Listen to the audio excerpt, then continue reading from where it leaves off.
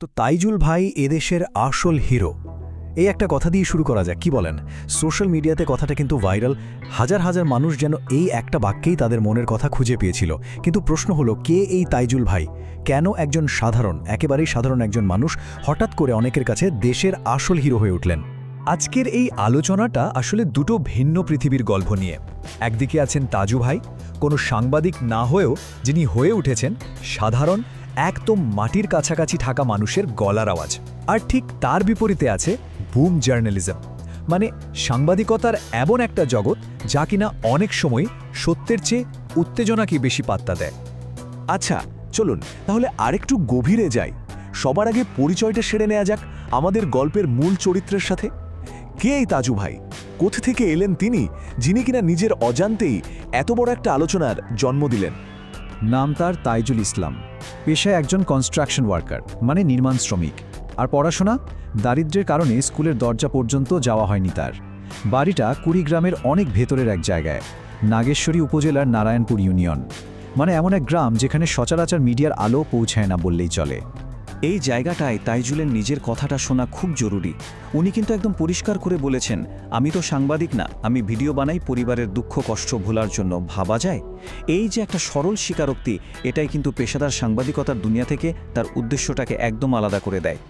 আচ্ছা, তার গ্রামটার কথা যদি একটু ভাবি, চারদিকে ব্রহ্মপুত্র নদ, সেখানে পৌঁছাতে হলে চারটা নদীঘাট পার হতে হয়। নিজের বাবা মা কথা শুনতে পান না, আর থাকার জন্য নিজেদের কোনো জমিও নেই, অন্যের জমিতে থাকেন। এই যে চারপাশের এত বিচ্ছিন্নতা, এত কষ্ট, হয়তো এখান থেকেই তার ভেতরে কথা বলার একটা তীব্র ইচ্ছা তৈরি হয়েছিল। এবার আসি সেই মোমেন্টটার কথায়, যে একটা ঘটনা তাইজুলকে একেবারে রাতারাতি সবার কাছে পরিচিত করে তুলল।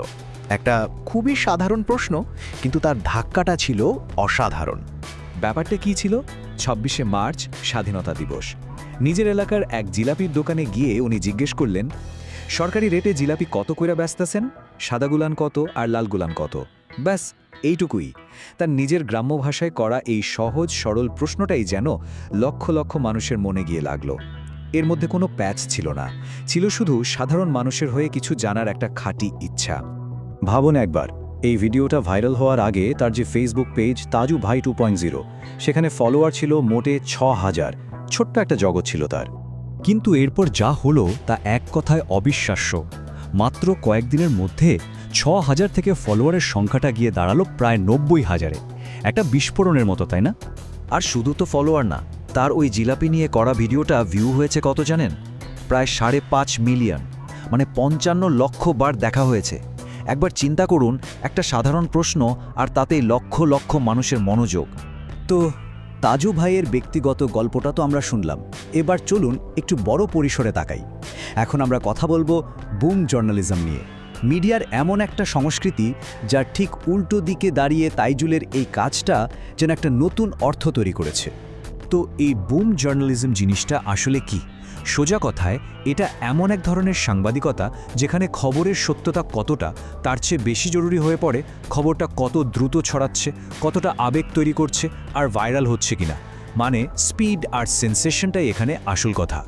এর কয়েকটা চেনা লক্ষণ আছে, যেমন ধরুন আসল তথ্যের চেয়ে উত্তেজনা ছড়ানো, ফ্যাক্ট চেক করার আগেই খবর দিয়ে দেওয়ার একটা তাড়া, ক্লিক বাড়ানোর জন্য এমন সব হেডলাইন দেওয়া যা দেখলে ক্লিক করতে ইচ্ছে করে।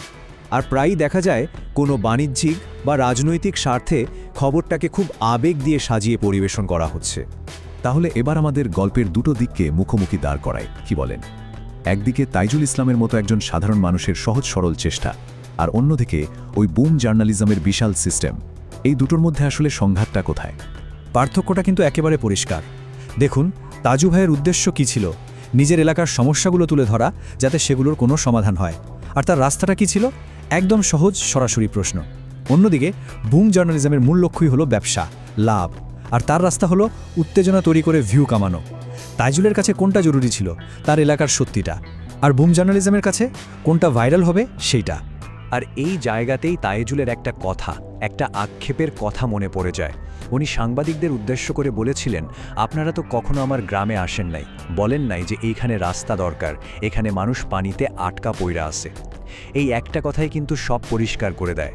যখন প্রাতিষ্ঠানিক মিডিয়া মানুষের কাছ থেকে দূরে সরে যায়, তখন সেই খালি জায়গাটা পূরণ করতে তাইজুলের মতোই কেউ না কেউ ঠিকই এগিয়ে আসে। তাহলে তাইজুলের এই যে উঠে আসা, এটা আমাদের কি বলে, এটা কি নতুন কোনো কিছুর ইঙ্গিত দিচ্ছে? চলুন আলোচনার একদম শেষ দিকে এসে আমরা এই প্রশ্নগুলো নিয়ে একটু ভাবি। হয়তো এটাই পুরো ঘটনাটার সবচেয়ে বড় শিক্ষা, যে মিডিয়া জগতে সারাক্ষণ শুধু চমক আর উত্তেজনা নিয়ে মাতামাতি, ঠিক সেই জায়গাতেই কোনো প্রাতিষ্ঠানিক শিক্ষা ছাড়া একজন সাধারণ নির্মাণ শ্রমিক শুধুমাত্র একটা সৎ প্রশ্ন করে পুরো দেশের মনোযোগ নিজের দিকে নিয়ে আসতে পারেন। আর এজন্যই সোশ্যাল মিডিয়াতে একজন লিখেছিলেন, এই তাইজুল ভাই ট্রোলের যোগ্য না, এই তাইজুল ভাই ফুলের মালার যোগ্য। সে সাংবাদিকদের দেখিয়ে দিয়েছে তাদের পেশাটা কেমন হওয়া উচিত ছিল। কথাটা কিন্তু একদম ফেলে দেওয়ার মতো না। অনেকেই মনে করেন তাজু ভাই কোনো হাসির পাত্র নন, বরং তিনি সম্মানের দাবিদার, কারণ তিনি হয়তো নিজের অজান্তেই অনেককে তাদের আসল দায়িত্বটা মনে করিয়ে দিয়েছেন। এই আলোচনাটা আমরা শেষ করতে চাই একটা বড় প্রশ্ন রেখে। যখন প্রতিষ্ঠিত মিডিয়ার ওপর থেকে মানুষের আস্থা কমতে থাকে, তখন সমাজের সবচেয়ে জরুরি প্রশ্নগুলো কে করবে? তাইজুল ইসলামের মতো সাধারণ মানুষরাই কি এগিয়ে আসবে, নাকি মিডিয়া নিজেই তার হারিয়ে যাওয়া বিশ্বাস ফিরিয়ে আনার পথ খুঁজে বের করবে? এর উত্তরটা হয়তো সময়ের হাতেই তোলা থাক।